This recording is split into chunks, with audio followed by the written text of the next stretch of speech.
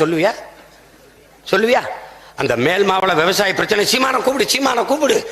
அங்க கடல்ல என்ன கொட்டிச்சு, சீமான கூப்பிடு. நான் பூத மாதிரி என்னை அப்படியே உறிஞ்சி குப்பி துப்பிற மாதிரி, அதுக்கெல்லாம் சீமா வரணும். அங்க போட்டிட்டா வேற ஊருக்காரர் இங்க வந்து எப்படி போட்டி விடுவார்.